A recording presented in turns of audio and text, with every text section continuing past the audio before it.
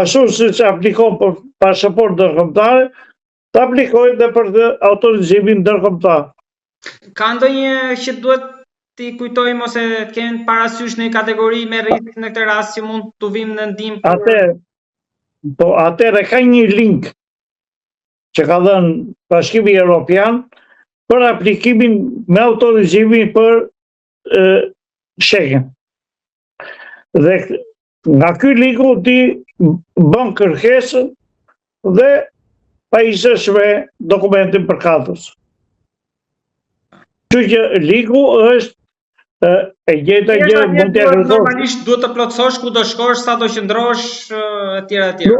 Jo, nuk ka rëndësi, mjafton që ti thuash atje ka disa kritere, ajo bëhet për sigurinë tënde.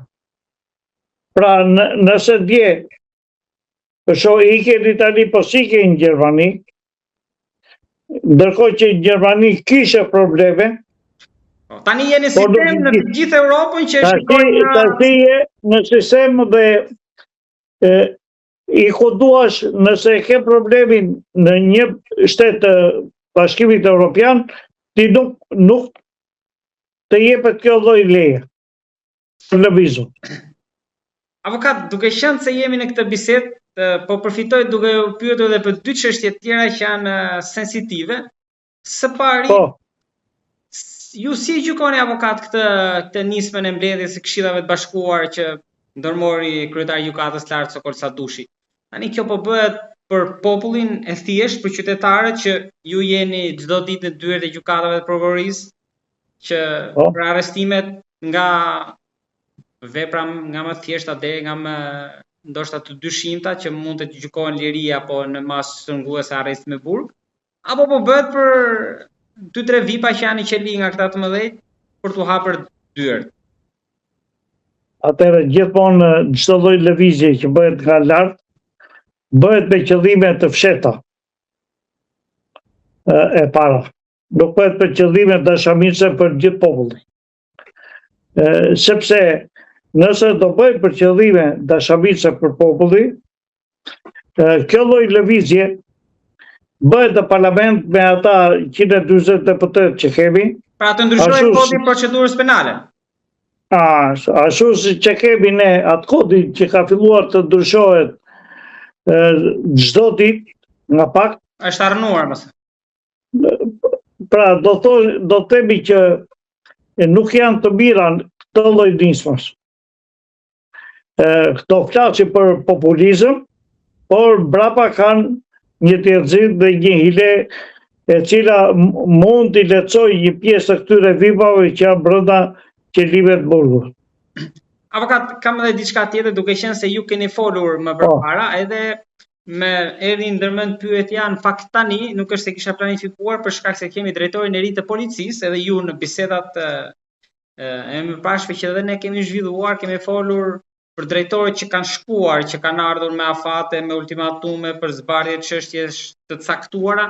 Në fund ata kanë ikur, kanë fituar dhe gjyqjet, çështjet nuk janë zbardhur, duke kaluar nga njëra dorë tek tjetra, tani janë në dorën e Skënderhite.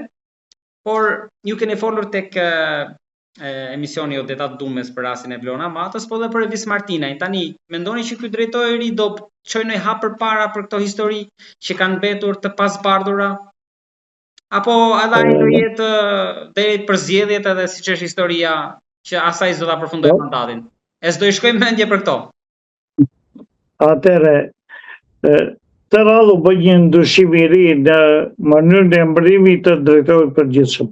Por ky drejtor i përgjithshëm u mor po nga i brum. E para, që neve të vemi në një polici pavarur, jo politike, jo e komanduar nga politikanët, duhet që të vendosim disa kritere për rekrutimin e policisë, për një riorganizim në themel të policisë, për ngritjen në një shkolle profesionale policore, ashtu si që ka Bashkimi Evropian. Jo me kurse. Dhe nëse ne do vendosim dhe një status për të gjitha policë, i cili nuk duhet të lëvizi sa herë hyrë një politikan dhe s'vet një politikan.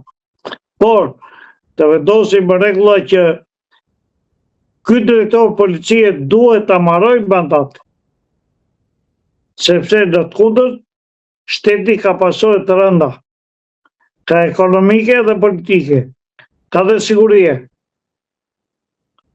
Dhe nëse ne do të marrim të mirëqenë që ky do t'i mbarojë 5 vitet që ka si drejtor policie, unë e kam të vështirë them që ky do zbardhi shumë ngjarje. Do zbardhë shumë ngjarje. E kam të vështirë ta them. Sepse edhe ky është pjesë e atyre që i kanë mbuluar një pjesë, janë marrë me shumë një pjesë dhe nuk kanë krijuar atë besimin e dur profesional një. Pastaj të themi atë besimin e dur tek populli. Por nuk kanë një besim sepse ngritja e këtyre nuk ka ardhur me shkallë. Është një ngritje e ardhur në mënyrë me katapult. E sponsorizuar. Pra nuk ka vjetërsinë e punës, e para. Nëse ky do mbaroj 5 vjet si drejtor i përgjithshëm, ku do iki? Do dali përsëri shef komisariati apo do iki drejtor policie në një qak? Në akademi atje është bërë si bunker. Pra, asgjë nuk është përcaktuar në ligj nëse ky e mbaron mandatin. Pra ky ikën në maj piramidës policisë dhe mbasi mbaron mandatin, ligji duhet ta kishte caktuar shumë mirë që ky del pension. Nëse mbaron mandatin e rregullt si polic ose si drejtori i përgjithshëm i policisë, i cili duhet ketë edhe disa vlera tjera, gjë që ky nuk ka pasur, i mungojt, se i ka ligji mangu. Që thotë që dhe vendosja e këtij vetëm ishte një fasad, dhe fund fare, ne shohim përsëri një polici që do të jetë përsëri politike, jo një polici profesional. Do lëvizi përkohësisht një pjesë e drejtorëve policive sipas interesave pa kritere, sipas interesave të drejtorit përgjithshëm, ashtu si do lëvizi dhe një pjesë e shefëve të komisariatit, por pa kriter. Vetëm me vullnetin dhe dëshirën e drejtorit përgjithshëm. Kjo e dëmton mjaft polici. Pra nuk keni besim që edhe këto 2 ngjarje mund të zbardhen një ditë? Jo. Vetëm rastësia mund t'i zbardhi këto 2 ngjarje. Jo ana profesionale. As sërtimi i thelluar i këtyre inspektorëve të krimeve që kemi në komisariat e policisë. Po, avokat, për te impenjimit të policisë, ju vetë kush